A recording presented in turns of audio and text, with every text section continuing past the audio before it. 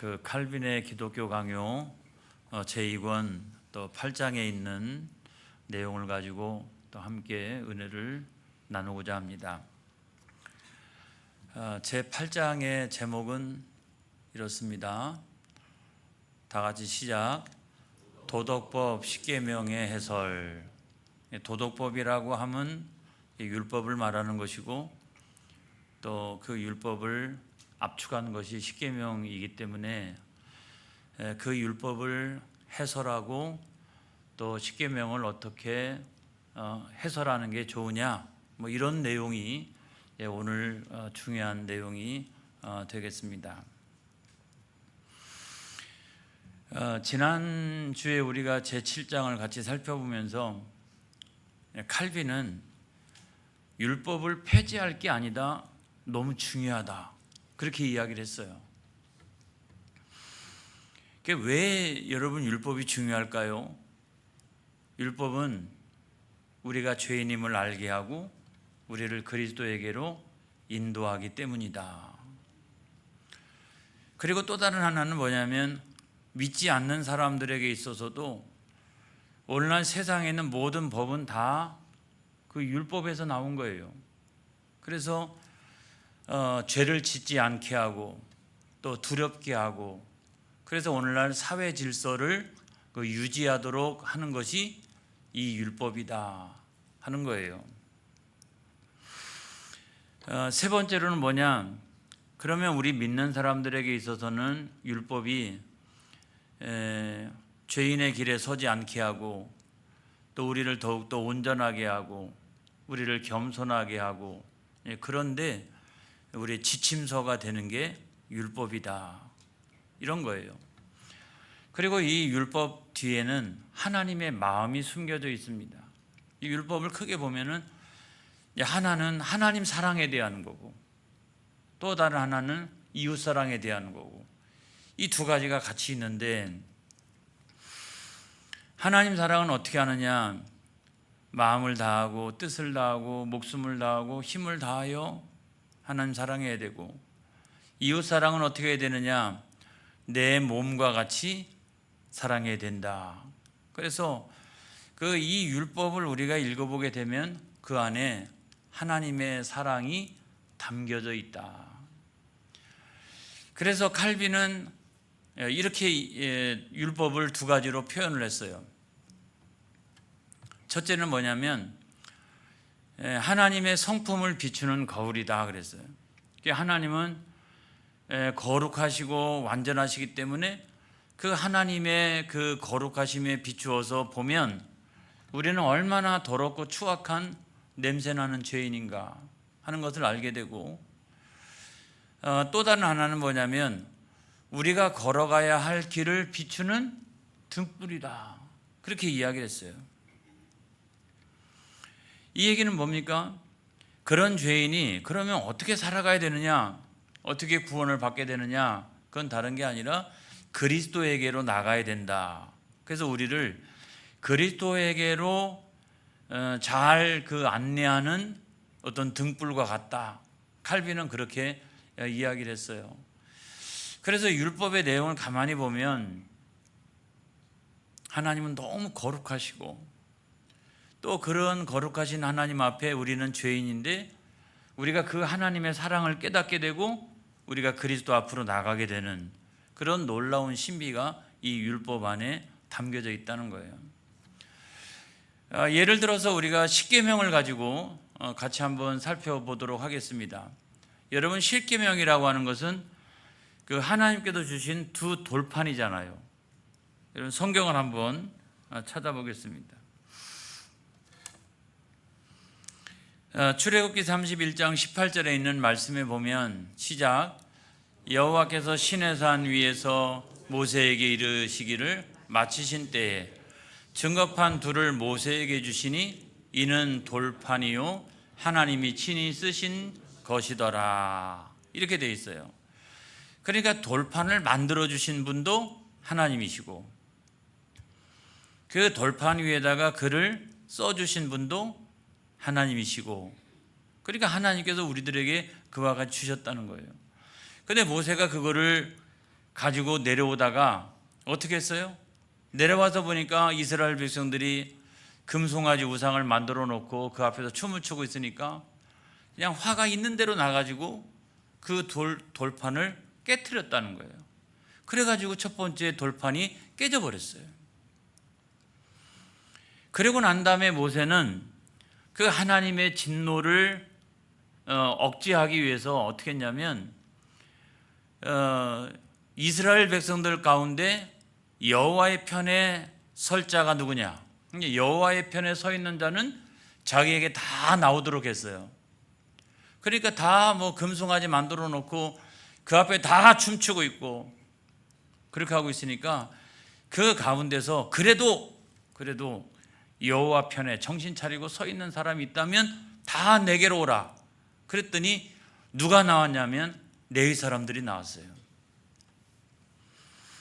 사랑하는 성도 여러분, 세상 사람들처럼 다 그렇게 살아가도 저와 여러분은 레위 자손들처럼 여호와의 편에 서 있는 저와 여러분이 되어지기를 축복합니다. 사람들이 다 금송아지 우상 섬기고 거기를 쫓아가도 저와 여러분은 여호와 하나님만을 섬기는 저와 여러분이 되어지기를 바랍니다. 그래서 이제 레위 자손이 다 나오니까 어떻게 했어요?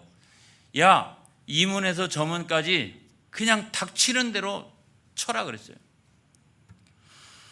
그래서 그날에 죽은 그 사람들의 숫자가 얼마냐면 3,000명이 죽었잖아요. 이건 뭘 우리들에게 이야기해 주고 있느냐? 이건 다른 게 아니라 그 200만 명이나 되는 사람들을 대표해 가지고 3,000명이 죽은 거지만 죄의 값은 사망이니라. 하나님의 말씀은 지켜도 되고 안 지켜도 되고 그런 게 아니라 하나님의 말씀을 안 지키면 그것이 죄요. 그리고 죄의 값은 반드시 사망이니라. 이런 것들을 시범적으로 보여준 것이 뭐냐면 이 3,000명을 갖다가 이렇게 숙청한 그 사건이 우리들에게 그 사실을 알려주고 있다는 거예요. 자, 이런 일이 있고 난 다음에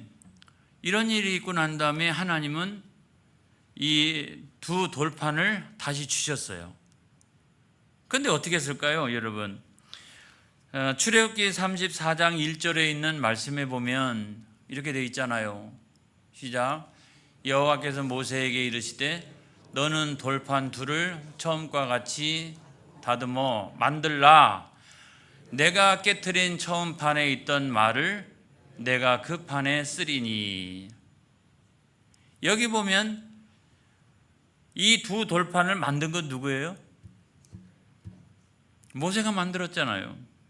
쓰신 분은 누구예요? 하나님이잖아요. 첫 번째 돌판은 만드신 분도 하나님이고 쓰신 분도 하나님인데, 두 번째 돌판은 만든 것은 사람이고 또 쓰신 분은 하나님이시고. 왜 그랬을까요, 여러분? 왜 모세에게, 사람을 대표한 모세에게 이번에는 니들이 만들어라 이렇게 하셨을까요, 여러분? 모세는 이 두 돌판을 이렇게 돌판의 형태로 만들어 가면서 무슨 생각을 했을까요? 무슨 생각을 했을까요? 정말 우리 같은 죄인 없어. 하나님이 우리들에게 십계명을 비롯한 율법을 주셨건만 우리는 어떻게? 우상을 섬기고 금송아지 만들어 가지고 그 앞에서 춤을 추고 있고, 그러니까 그걸 깨트린 거 아니에요? 이 깨트렸다라고 하는 상징은 뭐냐면 인간이 깨트린 거예요, 여러분.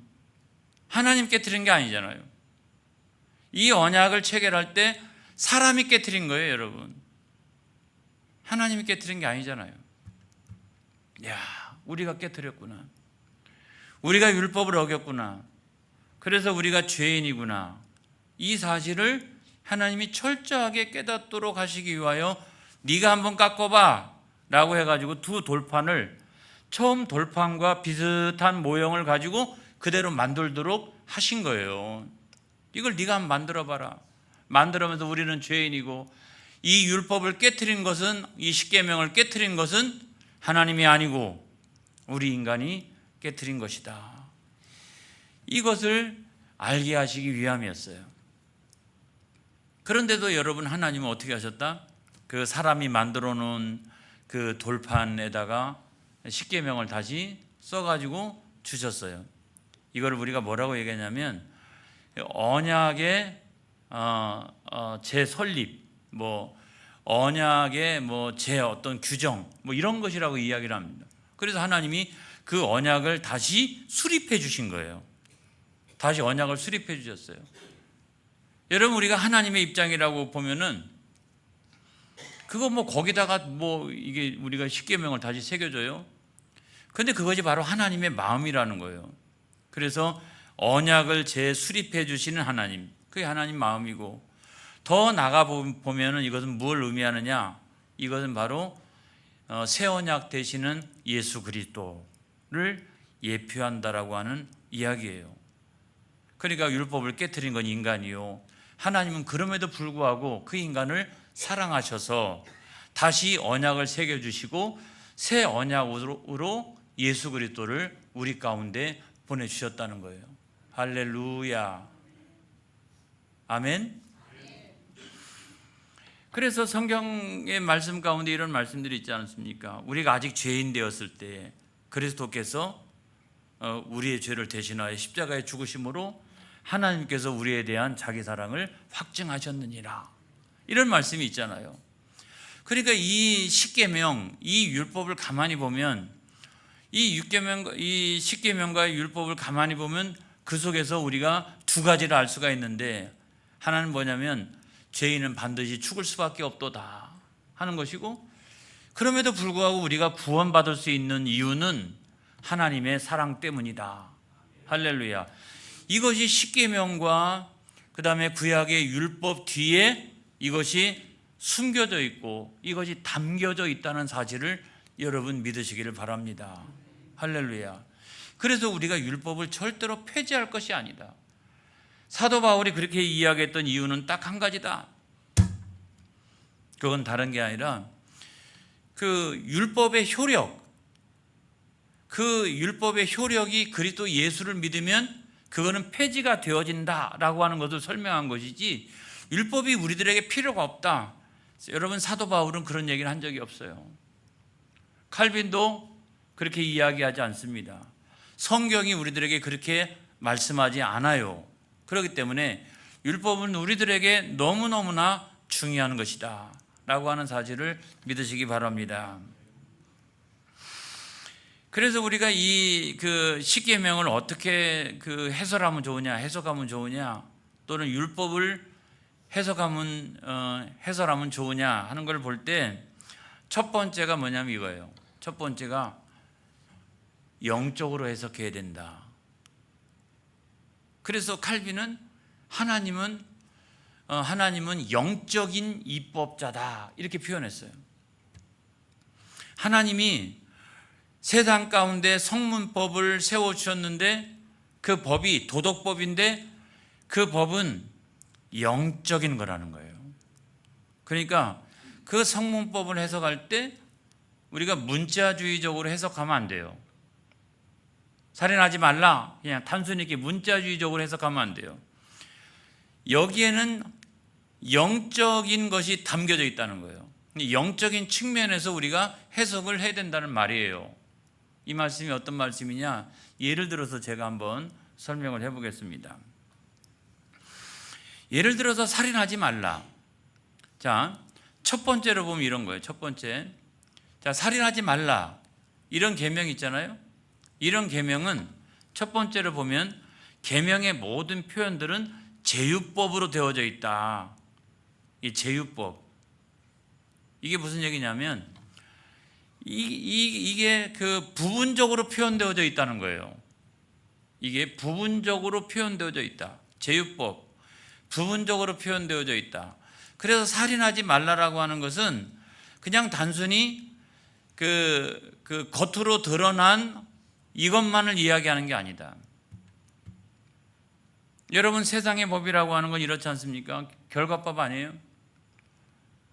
결과법. 그러니까 행위를 저질러가지고 살인해야 살인죄가 되는 거예요.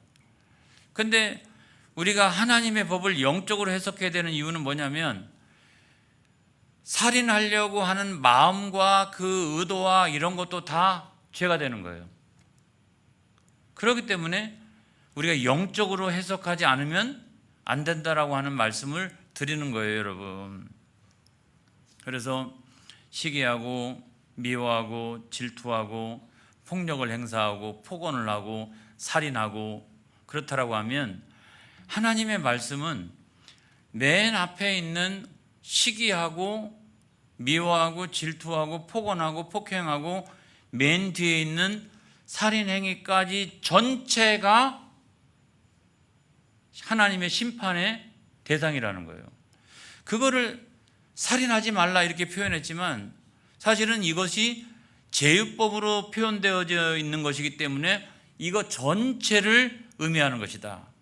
제가 또 한 가지 더 쉽게 예를 들어 설명해 보면, 제가 이렇게 총을 가지고 있어요. 이렇게 총을. 총으로 쏴서 죽여야지 살인죄 아닙니까? 칼을 가지고 있어요. 칼을 가지고 있어요.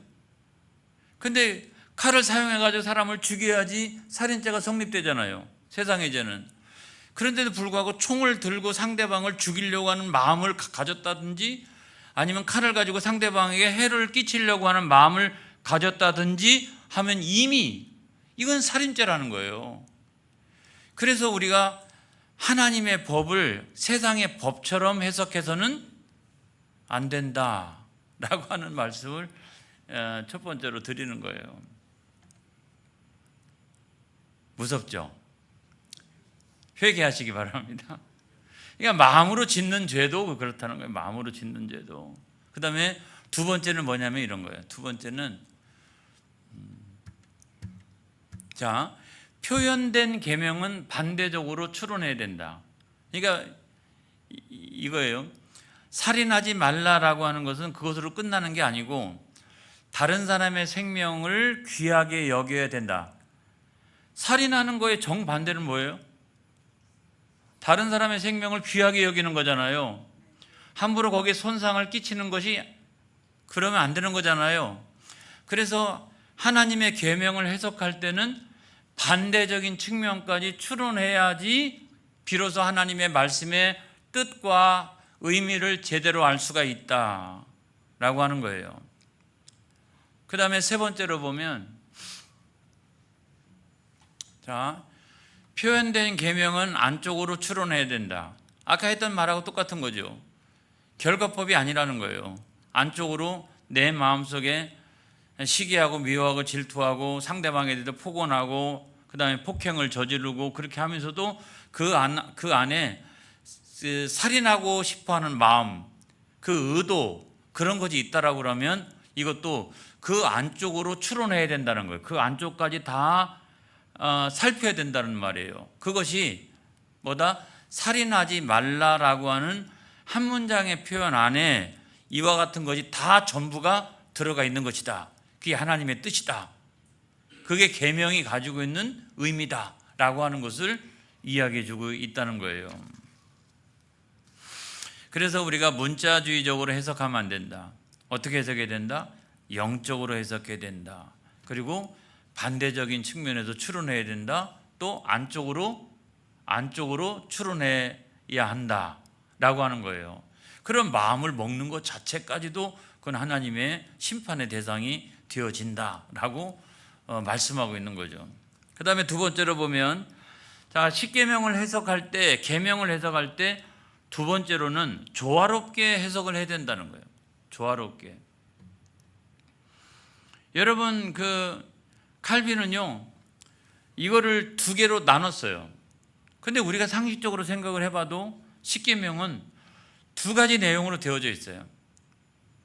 다시 말하면 1계명으로부터 4계명까지는 하나님에 대한 의무죠.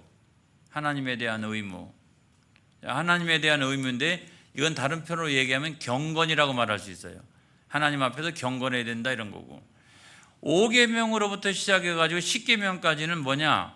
그건 이웃에 대한 의무죠. 그리고 이웃에 대한 사랑, 그렇게 이야기할 수가 있어요. 그래서 예수님께서도 이것을 두 개로 분리해가지고 설명하신 경우가 많이 있습니다, 여러분. 자, 예를 들어 보면 누가복음 10장 27절에 있는 말씀에 보면 다 같이 시작. 대답하여 이르되 내 마음을 다하여 목숨을 다하며 힘을 다하며 뜻을 다하여 주 너의 하나님을 사랑하고 또한 내 이웃을 내 자신같이 사랑하라 하였나이다. 이건 율법에 대한 이야기잖아요. 그렇죠? 율법에 대한 이야기인데 예수님께서 답변하시면서 이 율법 전체를 두 개로 딱 나눠 볼 수 있다는 거예요. 그게 뭐예요? 첫 번째로는 하나님을 사랑하는 거예요. 또 다른 하나는 이웃을 사랑하는 거예요. 근데 마태복음 22장 37절로 39절에 있는 말씀에도 보면 그 비슷한 말씀이 있습니다. 시작. 예수께서 이르시되 내 마음을 다하고 목숨을 다하고 뜻을 다하여 주 너의 하나님을 사랑하라 하셨으니 이것이 크고 첫째 되는 계명이요 둘째도 그와 같으니 내 이웃을 내 자신같이 사랑하라 하셨으니. 그러니까 예수님께서도 이 첫째 계명, 두 번째 계명, 아무튼 이거를 딱 분리해 가지고 이게 설명을 하셨어요. 예수님께서 그렇게 설명하셨다는 거죠. 그래서 율법이라고 하는 것은 두 가지 의미를 갖는다. 첫째는 뭐냐면 율법을 뭐에 비유하면 좋을까요? 여러분, 먼지와 햇살 이것과 비교할 수 있어요. 자, 그 먼지가 자욱한 방에 밑바닥에도 먼지가 많고 공중에도 먼지가 많은데 그 캄캄한 밤중에는 먼지가 있는지를 잘 안 보이죠. 안 보이잖아요. 다 깨끗해 보이잖아요. 다 캄캄하니까. 근데 햇살이 딱 떠오르기 시작하면 방 안이 환해지면서 바닥에 먼지가 많다는 사실을 알게 되고 공중에도 이렇게 희뿌연한 먼지가 이렇게 떠다니고 있는 것을 우리가 보게 되죠. 그래서 여기서 먼지는 우리의 죄를 말하는 것이고 햇살이라고 하는 건 뭘 말하는 거냐? 햇살이라고 하는 것은 율법을 말하는 거예요. 그래서 이 율법이 우리가 얼마나 더럽고 추악한 냄새나는 죄인인가라고 하는 것을 햇살처럼 다 드러내주는 것이 바로 율법이다라고 하는 것이고, 그 다음에 이제 칼빈은 이 둘의 조화에 대해서는 이렇게 얘기했어요. 칼빈이 두 가지로 이야기했는데, 자, 이 둘의 조화가 있어야 된다. 하나님 사랑과 이웃 사랑이 조화가 있어야 된다. 자, 첫째로는 하나님 없는 윤리적 허구. 자, 하나님 사랑이 없어요. 그런데 이웃 사랑을 해요. 이런 사람들 있죠. 이 세상에 이런 사람들 있지 않습니까? 이거는 하나님 없는 윤리적 허구라는 거예요. 허구. 그 다음에 두 번째로 보면 이웃이 없는 신앙적 허구. 이건 뭐냐면 나는 하나님 잘 섬긴다라고 말하면서 이웃에 대한 사랑이 없으면 그 신앙은 허구다. 자, 머리와 몸이 있는데 하나님 없는 것은 머리가 없고 몸만 있는 거예요. 이웃 사랑이 없는 것은 몸은 있는데 머리가 없는 거예요. 그래서 칼빈은 이 둘이 조화를 이루어야 된다. 그래서 율법을 우리가 해석할 때는 그 율법의 모든 말씀들 속에 이 하나님 사랑과 이웃 사랑이라고 하는 두 가지의 관점에서 이를 조화롭게 해석해야 된다. 이렇게 설명을 했어요. 마치 이제 여러분, 우리가 안경 맞추러 갈 때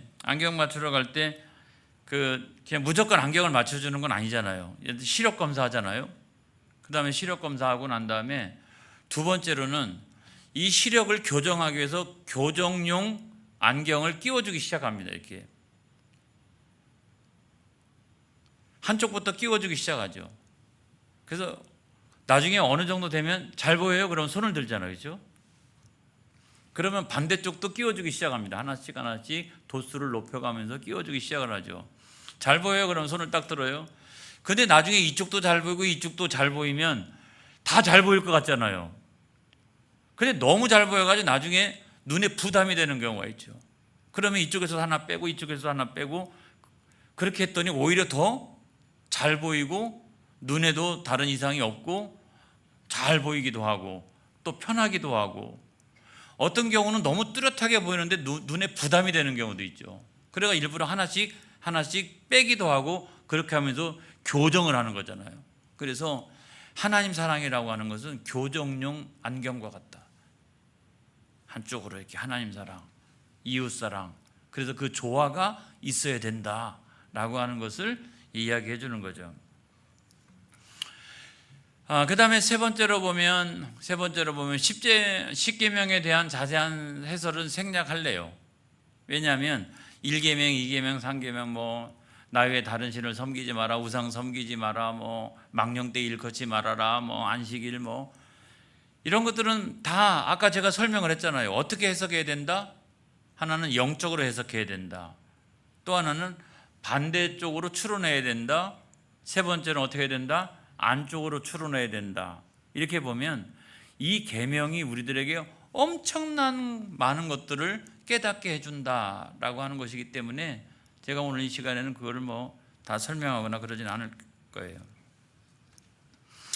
그 다음에 이제 네 번째로 보면 율법의 세 가지 용도와 그리스도에 대한 건데, 이건 칼빈이 한 얘기예요. 율법에는 세 가지 용도가 있다. 하나는 뭐냐? 거울의 역할을 한다. 그러니까 하나님은 거룩하신 하나님이시니까 그 하나님을 비추어서 우리를 비춰보면 우리가 얼마나 죄인인가, 하나님의 그 완전하신 모습 앞에서 얼마나 죄인인가, 이런 거고. 자, 두 번째로는 억제의 역할을 한다. 이거는 예수 안 믿는 사람에게도 마찬가지로 이 율법이 있음으로써 죄가 억제가 되는 거잖아요. 오늘날 사회에 그 법이 얼마나 많이 있습니까? 그 법이 없더라고 그러면 사람들은 완전히 그냥 난리를 치고 지옥을 만들어 가겠죠. 그런데도 법이 아주 그냥 있으니까 이것 때문에 법을 어기게 되면 벌금을 문다든지 감옥에 들어가게 된다든지 이런 것 때문에 두려워가지고 못하는 거 아니겠어요? 그 다음에 세 번째로는 채찍과 박차의 역할이 있다. 이거는 예수 믿는 사람들에게요. 더 신앙생활을 온전하고 더 겸손하게 잘하기 위해서 이 율법이 우리들에게 채찍도 되고 박차의 역할을 한다는 거예요. 할렐루야. 그런 의미가 있다는 거예요. 그 다음에 다섯 번째로 보면 경건에서 나오는 사랑을 행하라, 이런 건데, 자, 첫 번째 계명으로부터 네 번째 계명까지는 하나님 사랑, 그렇죠? 다섯째 계명으로부터 열 번째 계명까지는 이웃 사랑, 이웃에 대한 의무, 이런 내용이잖아요. 하면 이거는 단순히 조화만을 이루는 것이 아니라 뭐가 먼저냐라고 할 때, 여러분 마태복음 22장 37절로 39절에 있는 말씀에 보면 이렇게 말씀하고 있어요. 다 같이 시작. 예수께서 이르시되 내 마음을 다하고 목숨을 다하고 뜻을 다하여 주 너희 하나님을 사랑하라 하셨으니, 이것이 크고 첫째 되는 계명이요, 둘째도 그와 같으니 내 이웃을 내 자신같이 사랑하라 하셨으니. 이 둘 사이에 조화가 있어야 되지만 뭐가 첫째가 되는 계명이냐라고 우리가 생각을 할 때는 뭐냐면 하나님 사랑이 첫째가 되는 계명이라는 거예요. 그 하나님의 그 완전하신 사랑을 우리가 깨닫고 그 하나님의 사랑 앞에 감격해야 이웃 사랑도 가능한 거예요. 안 그래요? 이웃 사랑의 크기와 넓이와 깊이와 이런 것들은 내가 하나님의 사랑 앞에서 얼마나 감격하느냐에 따라 가지고 이웃 사랑의 크기가 결정이 되는 거예요. 근데 이웃 사랑의 크기 때문에 하나님 사랑한다? 아니잖아요. 그래서 하나님 사랑을 통해서 이웃 사랑의 모든 크기가 결정되는 것이기 때문에 성경은 하나님 사랑이 첫째가 되는 사랑이라고 우리들에게 말씀해 주고 있는 거예요. 그 경건을 가지고 이웃을 사랑하라, 이렇게 말씀을 하고 있는 거죠. 자, 오늘 말씀의 결론입니다. 오늘 말씀의 결론인데, 성경 말씀 요한계시록 1장 3절. 자, 이 말씀을 우리가 한번 생각을 해봅시다. 시작. 이 예언의 말씀을 읽는 자와 듣는 자와 그 가운데 기록한 것을 지키는 자는 복이 있나니 때가 가까움이라. 자, 우리가 지금까지 공부했던 내용을 가지고 왜 하나님의 말씀을 읽고 듣고 지키는 자가 복이 있느냐? 여러분 어떻게 생각하세요?